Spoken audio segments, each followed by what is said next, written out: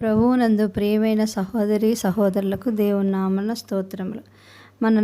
మన దైనందిక జీవితంలో దేవుని మాట ఏ విధముగా జీవదాయకమైన ఆత్మీయ ఆహారముగా మారగలదో చూపించుటకై మేము ప్రయత్నము చేపట్టితిమి.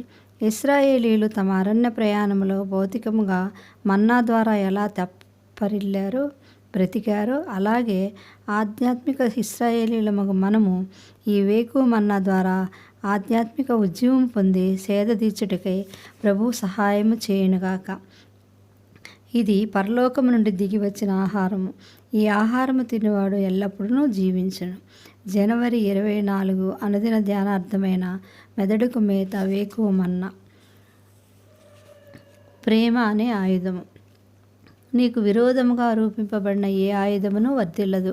యెషయా 54:17 రాయబడిన రీతిగా మనకు విరోధముగా రూపింపబడిన ఏ ఆయుధమును వర్ధిల్లకూడదు, లేక మనలను జయింపకూడదనిచో మనకు విరోధముగా రూపింపబడిన ఆయుధములన్నిటికంటేనూ మన యొద్ద మరి గొప్ప శక్తివంతమైన ఆయుధం ఉండవలెను. ఆ ఆయుధం ఏమిటి? అదే దేవుని యొక్క ప్రేమ. క్షమించినట్టి ప్రేమతో మనము మన శత్రువులను ప్రేమించుటకు నేర్చుకున్నప్పుడు మనలో ఉన్న పరలోకపు ప్రేమ మనకు విరోధముగా వచ్చుచున్న అంధకార శక్తులన్నిటినీ జయింపగలిగినదిగా ఉండును. అగ్ని బాణములు. యెషయా 6:16 చెప్పబడిన రీతిగా ఇవన్నీయుగాక విశ్వాసమను డాలు పట్టుకొనడి, దానితో మీరు దుష్టుని అగ్ని బాణములన్నిటిని ఆర్పుటకు శక్తివంతులగు. అనేక ఆయుధములను మనకు విరోధమైన అపవాది కలిగి ఉండవచ్చును. పరమగీతములో సవాలు చేయి మాటలు చూడుము. అగాధ సముద్ర జలమును ప్రేమను ఆర్పజాలవు, నదీ ప్రవాహములు దాన్ని ముంచివేయజాలవు. పరమగీతములు 8:7. అగాధ సముద్ర జలములు అనగా మనకు విరోధముగా లేచు తిరస్కారములు, తగ్గింపబడుట, అన్యాయముగా నేరము మోపబడుట, ద్వేషింపబడుట, హింసింపబడుట మొదలగు వాటిని సూచించుచున్నది. మనము శాశ్వతమైనదియు మార్పులేనిదినైన కల్వారి ప్రేమతో నింపబడినప్పుడు ఈ ఆయుధములన్నీయు లేక శోధనలన్నీయు అగ్ని ఎదుట ఉండు గడ్డి వలె ఉండునన్నటలో ఎట్టి సందేహము లేదు. ప్రేమ మరణమంత బలమైనదని పరమగీతము 8:6 చెప్పబడినదిగా గూఢముగా ఆలోచించినట్లయితే దేవుని యొక్క ప్రేమ మరణము కంటే బలమైనదిగా తెలియబడుచున్నది.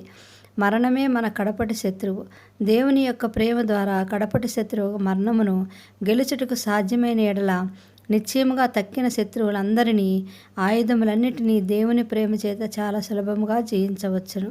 ఒకవేళ ఈ దినమున శత్రువు యొక్క అనేక ఆయుధములు మిమ్మల్ని చుట్టుముట్టి ఉండవచ్చును. పవిత్రమైన కల్వారి ప్రేమ చేత నింపబడుటయే ఈ శోధనను లేక కలవరములను గెలిచి మనము అత్యధిక జయము పొందుటైన ఏకైక మార్గము. మిమ్మును అవమానపరచు వారిని, హీనపరచు వారిని, హింసించు వారిని, విసర్జించు వారిని, తృణీకరించు వారిని, మోసగించు వారిని, మీ యొక్క ధనమును సామాగ్రిని అపహరించు వారిని మీరు ప్రేమించగలుగుచున్నారా?